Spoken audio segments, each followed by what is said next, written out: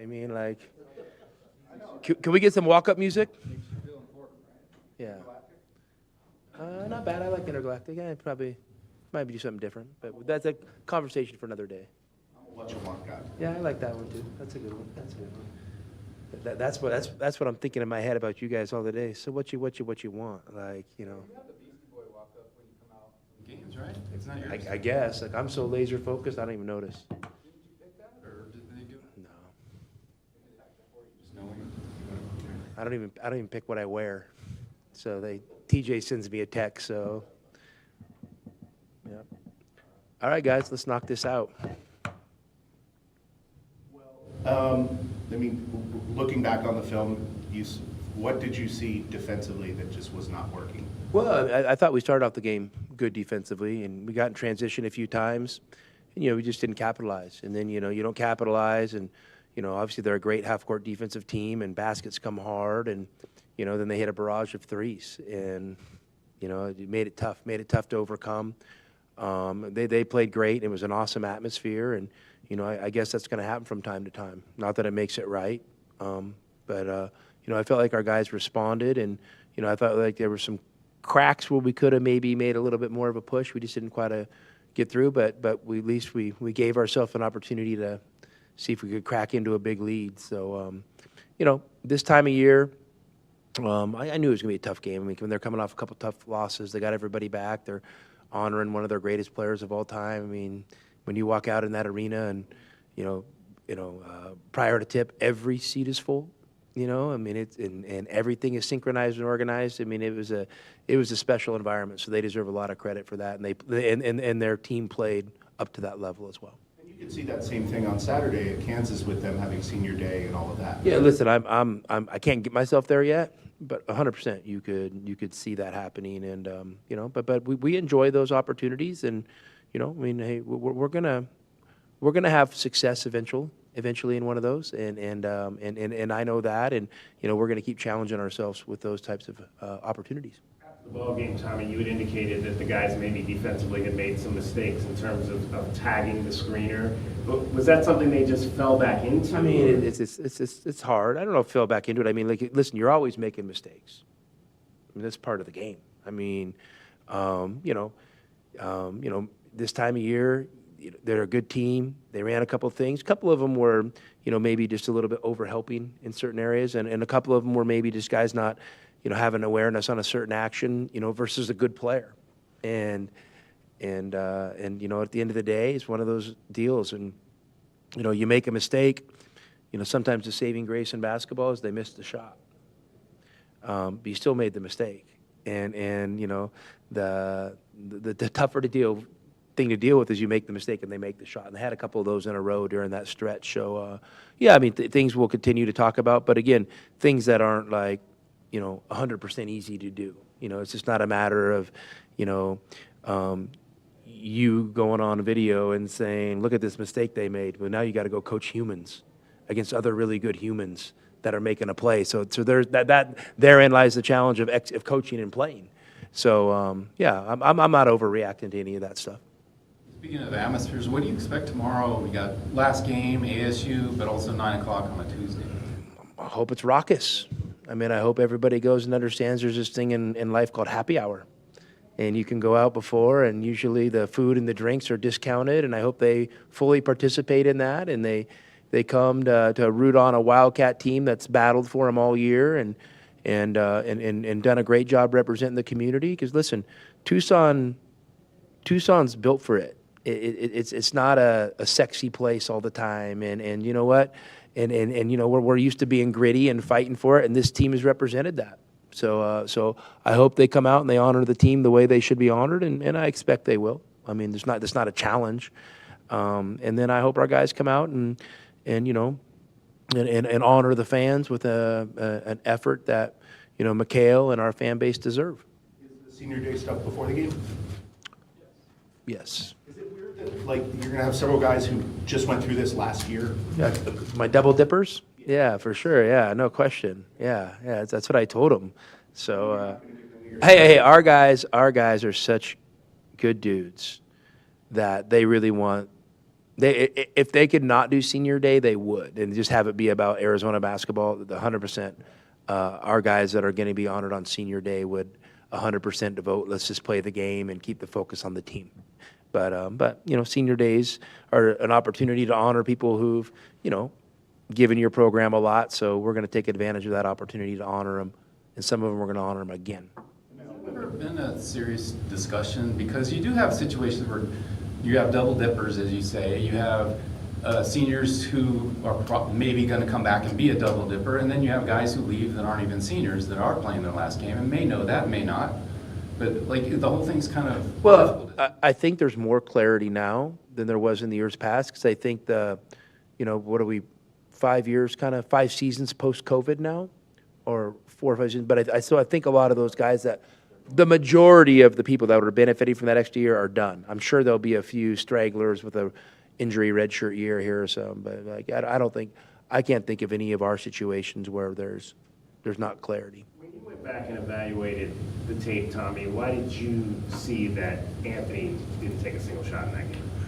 I mean, just didn't get any opportunities. Obviously, Iowa State's a great defensive team, and he just didn't get any space or get any touches. So, we got to try to help him with that, and also he's got to be opportunistic and try to find him. It's always a two-way street with that stuff. Lloyd's been a lightning rod, as we said before, but what has he meant to this program in this time?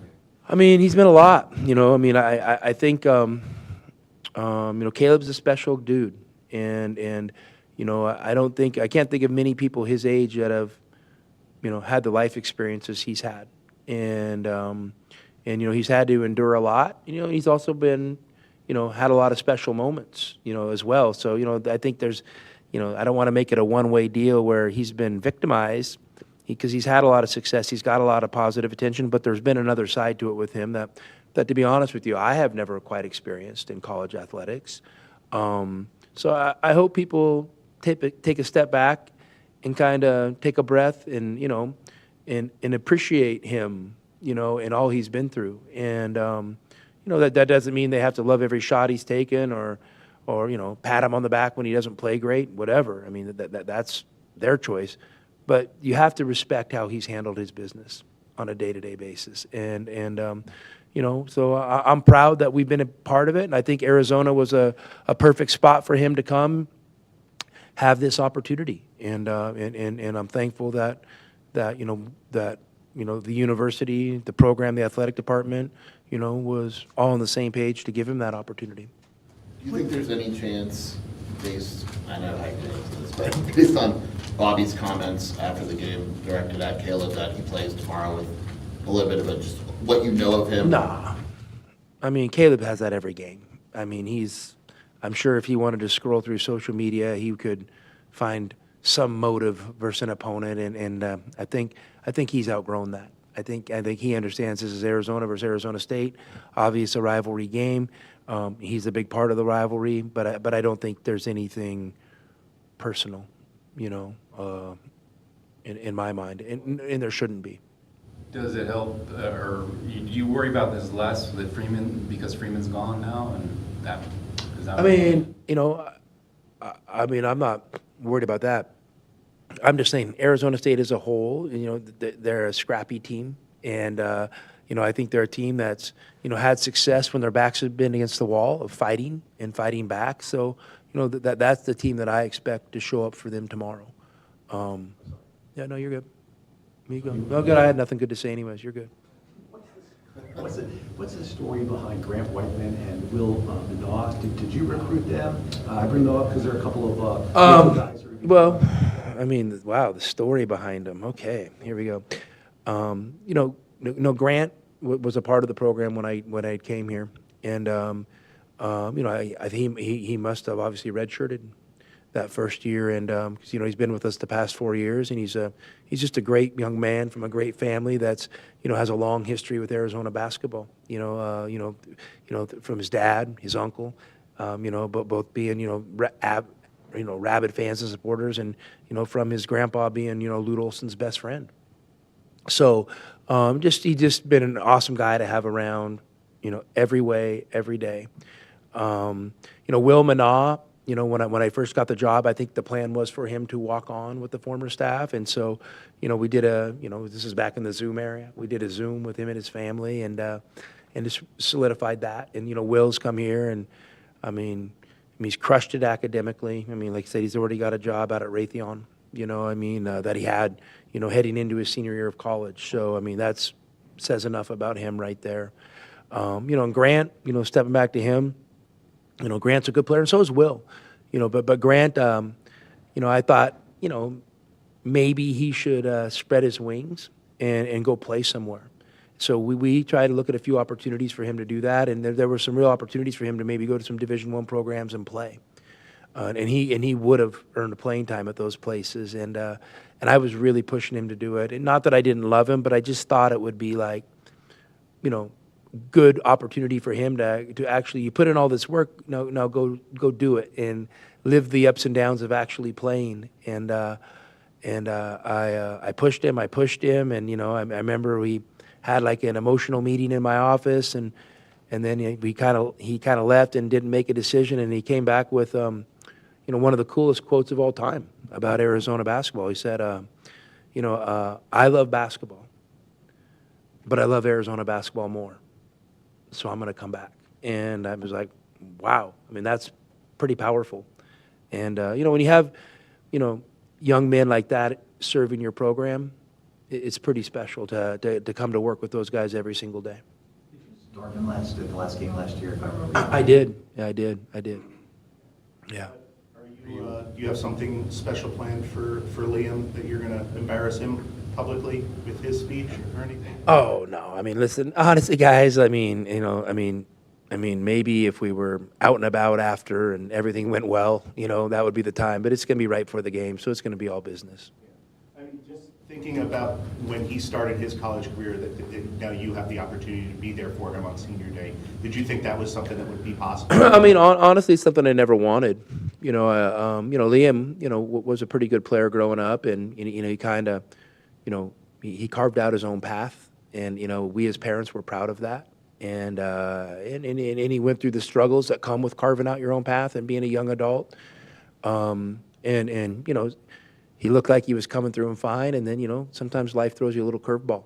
And last year, obviously, he and Hallie, his fiance, have a kid over the summer, and just priorities change. So the priority for him became more about starting his family and getting some more hands-on support from his parents to kickstart his life. So that was the driving force to get him down here. But it's been cool having him around. To be honest with you, it's around the court every day. It's literally business as usual. I don't go out of my way to talk to him or whatever. We can do that at home when he comes up to the house. So, but it's been fun having him around, and I know he's been really happy this year, and I think he's enjoyed the experience. So, and obviously, we've loved having him around, as his parents, because you just never know, when a kid's 18. I never went back home. So you just never know, are you going to be around your kids, every day again? And so to have him and Hallie and our daughters here, and then, have little Luca around is pretty special. Do you know Chris Restad, or have you known him for a while? I know him. Yeah. Do you remember him at all as an official? For sure. To any of your games? Yeah, I never forget an official. Yeah, obviously he was a great ref. Look what he's doing now. He's running the whole thing. Do you chat with him at all? Because he lives in Tucson. Not honestly, very little. I think we've bumped into each other a few times down here, whether it's at a scrimmage or something like that. But there hasn't been a lot of interaction. Are you leading to something here? Are you leading me to something here? We're doing a feature on him. Oh, okay, For our okay, March okay. Madness. We're doing a Yeah, feature. no. Listen, Chris is the real deal. People probably don't know it. He's obviously at the top of the food chain when it comes to the officials, and that's a job that has a tough job and has a lot of responsibility. So and he does a good job of it. He's got a great demeanor for it. Separate from that, when you get a call that's questionable, like the one a couple of weeks ago, do you go to the conference and say, hey, what do you think, or is it just a moot point at that point? No, there's a procedure. You can go through and to get some feedback on stuff like that. And there's conversations, and John Higgins is running our consortium, and, he's one of the greatest officials ever to do it, and he's a good guy. So it's an open dialogue. And, it's, sometimes coaches have their opinions and sometimes officials have their opinions. And, sometimes the conversation ends with neither opinion being changed, and, but it's a healthy communication for sure. Biggest struggles you've seen with ASU in the last 3 games? Obviously they've had a lot of injuries, and, they're kind of mismatching some lineups together. And so, this is what I'll say. They always battle. They always battle. At Utah last week, I think they're up at half. And, and the game kind of maybe got away from them at the end, but they battled the entire time, and I think they only had 6 scholarship players. And, we're probably anticipating a few more of those guys that were injured of being healthy tomorrow. But, honestly, I don't really concern myself with their struggles. I have to concern myself with what I think they do well. And what I think they do well, I think they fight. I think they're shot makers. I think they're aggressive guys who, can be streaky. And so you have to be on it. And if you're not on it with your energy and your effort and your focus and execution, they can have success. So, that's the thing that always has my attention against, Bobby's teams. And I expected nothing short of that tomorrow. They took away a little bit of your team's ability to cut to the basket in that game Saturday. What needs to happen when teams are trying to take that away? Well, listen, Iowa State's obviously a great defensive team, and they played exceptionally well that day. So, I don't know if they were intentionally trying to take away our cuts, or I don't know if their ball pressure and, the pressure they put on their passing lanes, kind of inhibited the ball movement. And if there's no ball movement, it's hard to cut. So, listen, Iowa State did a great job. They did a great job, and obviously we watched it. We're gonna try to learn from it and move on to the next one. But that's behind us. We got, the big story here is we got Arizona State at home tomorrow on Senior Day. If we win, I think we secure a top 4 seed, which would be a heck of an accomplishment for this team. Obviously, we want to finish as high in the conference as possible. But I'm proud of the opportunity that we have, because you know what, we could have folded our tent, and this group never has, and so I think that says something about the program and about the players in it. You mentioned ASU getting 2 guys back. Do you think Quentin's comes back?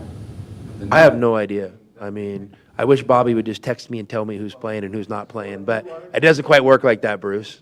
Reading about him, it sounds like they're down to 7 guys. Yeah, I don't know. Honestly, I don't know. I know he hasn't played, but that doesn't mean he won't play tomorrow. So, I don't. Unfortunately, I don't get the luxury of knowing, and so we'll have to prepare for all those things. Where your speculation was from on that. What you know about being speculating?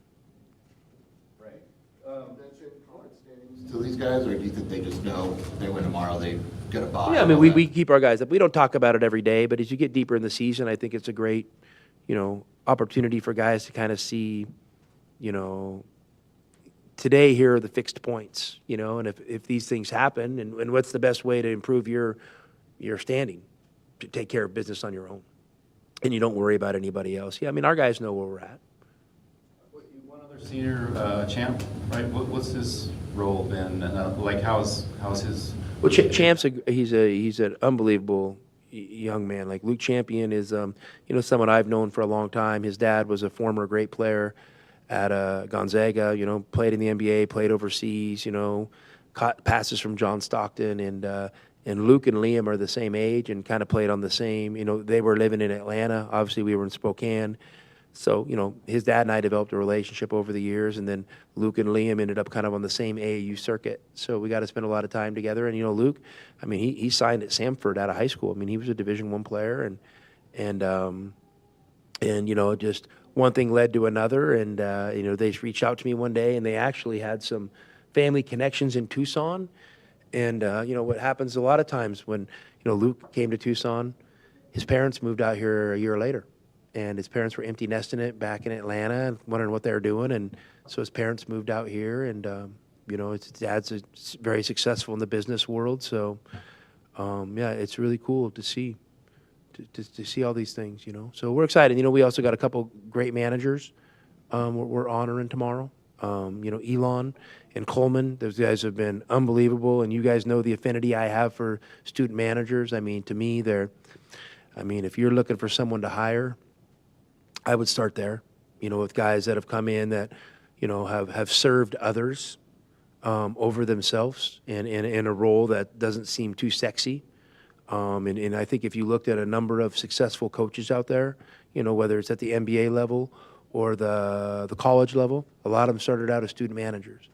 And so, you know, I want to make sure those guys, people understand what they mean to our program, because, I mean, the work they put in is tireless. I have no idea how they get good grades and you know, with the workload that they carry within our program. Dunk too? I haven't quite. I mean, I've seen him close. I haven't seen a clean one yet. So, you know, maybe he can give that to the crowd tomorrow before the game, you know. One more, just so we don't forget, Trey, his last. Yeah, Trey's been awesome. I mean, he's a great dude, just first-class person. You know, obviously, you know, the year hasn't probably progressed maybe how we all had hoped, and sometimes that happens, and it's kind of, sometimes it's no fault of anybody's. You know, it happens, but that doesn't mean it's done. I mean, Trey's going to continue to get opportunities, and he's just an unbelievable gentleman, person, highest character, you know, just class act all around, and he's a heck of a player. And, you know, he's helped us a lot of big moments. You know, it just kind of hasn't quite ascended to that next level where he kind of becomes, you know, your main guy or two. But he's not far off from that. So I'm thankful that he came here. 100 times out of 100, I would do it again. Thank you, guys.